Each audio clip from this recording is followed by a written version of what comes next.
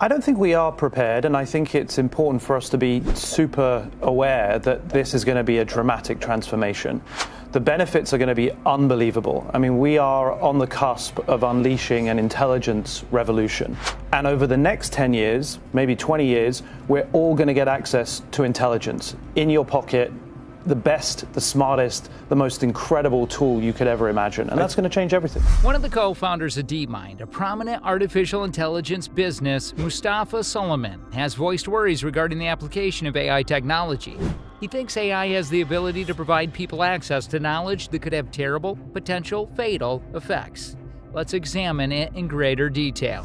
Artificial intelligence, sometimes known as AI, is a fast-developing branch of technology that enables machinery to carry out tasks like problem-solving, pattern recognition, and decision-making that ordinarily need human intelligence. AI systems are powerful tools for many applications because they can quickly and accurately examine enormous amounts of data. Sullivan's assertion makes it seem like AI capacity for information acquisition and the processing may have certain drawbacks. On the one hand, it has the potential to revolutionize sectors like healthcare, banking, and transportation by offering us invaluable insights and answers to challenging issues.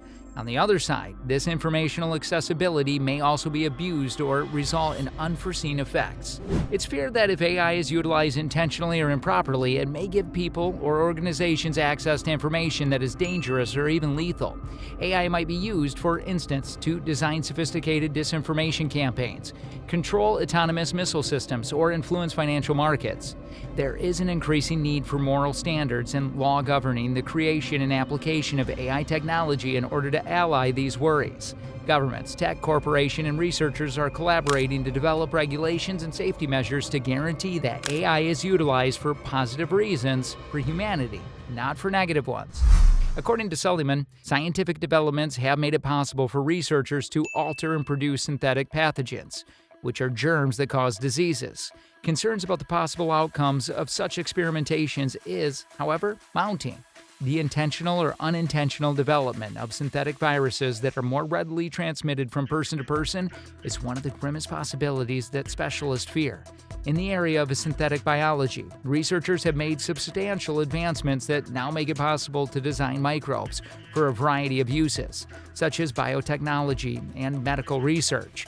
Although there are many potential uses for this AI technology, there are also drawbacks if it is not used with utmost care. The unintentional introduction of these created viruses is one of the main worries. To avoid accidental outbreaks, laboratories that operate with synthetic organisms must follow strict safety procedures.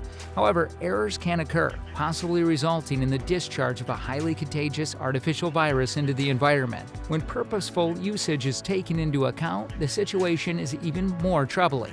In the worst-case scenario, people or organizations with bad intentions might purposefully develop viruses that are highly contagious. This might be done for bioterrorism objectives, which would be extremely dangerous for both public safety and health. Such a scenario can have disastrous results. A highly contagious synthetic pathogen might cause widespread illness and could overwhelm healthcare systems by rapidly spreading across towns, nations, and even continents. This would have far-reaching economic and social repercussions in addition to causing a large loss of life. Governments, scientists, and international organizations must give biosecurity precautions first priority in order to lessen the impact of the bleak scenario. This entails strict control of its synthetic biology research, reliable safety procedures, and the creation of quick reaction plans to stop epidemics. The ethical debates around the limitations of synthetic biology and the proper applications of such technology must also go on. Finding a balance between advancing science and protecting it from abuse is a difficult task that requires constant attention. The production of extremely contagious microbes, whether by accident or design, is the most ominous possibility regarding the testing of synthetic pathogens using AI. To avoid such a disastrous disaster, it's a complicated subject that calls for careful consideration of safety, ethics, and readiness. Suleyman expressed grave anxieties over the future. He stated that the biggest worry is that over the next 5 years, a young individual in Russia could use genetic engineering to produce a harmful virus. He thinks this epidemic, which may potentially be purposefully released, could be even deadlier than any other pandemic the world has ever seen thus far. This anxiety raises a number of significant issues. It first draws attention to the expanding accessibility of genetic engineering technology, which enables people, including children, to modify genes and potentially produce hazardous species. As this technology develops quickly, worries regarding misuse increase. Second, the fact that Russia was brought up shows that geopolitical factors might be involved.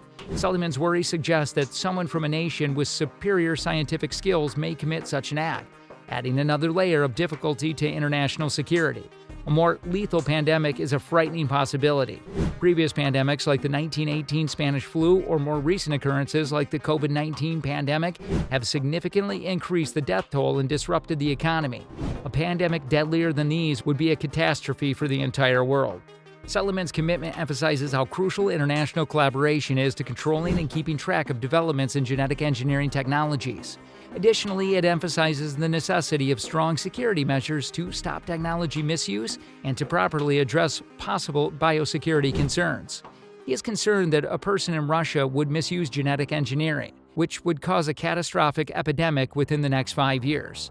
This hypothetical situation highlights how critical it is to solve biosecurity issues, advance scientific ethics, and promote global cooperation in order to stop such a disastrous disaster. Sullivan voiced worried regarding the application of artificial intelligence in the future. He noted that those who have a close connection with AI creation and execution are in a special position to anticipate future problems.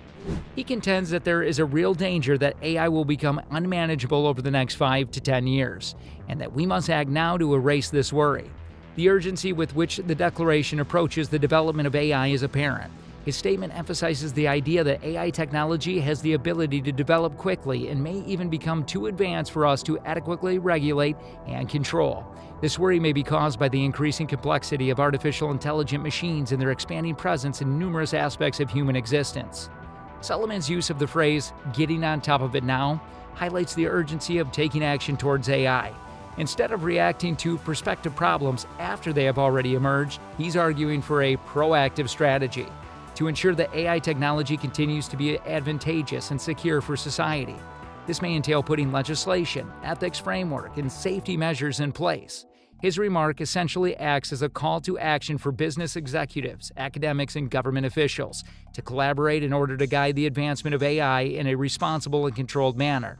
It emphasizes the significance of foreseeing and resolving potential dangers connected with AI technology to guarantee that it remains a useful tool while limiting any potential adverse effects.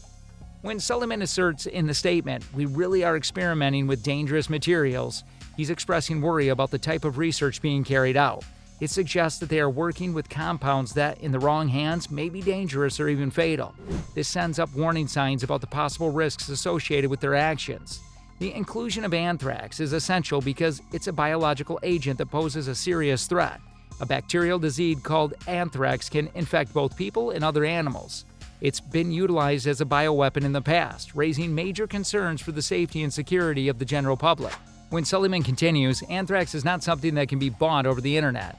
He is emphasizing the fact that some things like anthrax are not easily accessible for purchase online. This ban was put in place to make it difficult for people or organizations with bad intentions to get such deadly substances.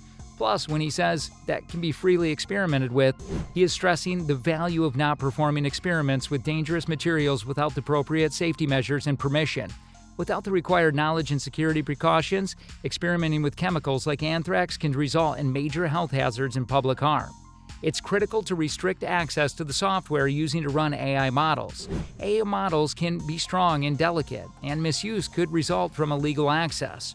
We should guarantee ethical and responsible use of AI technology by restricting who can use and alter the software. Huge amounts of data and computer power, including AI models, are stored in cloud environments. To avoid data breaches and illegal use, access to these settings must be strictly controlled. Access controls that are appropriate assist safeguard sensitive data and defend against online attacks. On the biological front, it's critical to limit access to specific compounds, especially in industries like pharmaceuticals and biotechnology. Some drugs created by using AI can have strong effects, and their improper use or unlawful access can have detrimental repercussions on the public's health and safety. Regulations aid in ensuring ethical study and applications of these drugs. What would you do if you had the power of AI? Comment your thoughts below in the comment section. Thanks for watching. If you enjoyed watching our content, then do like, share, and subscribe to our channel.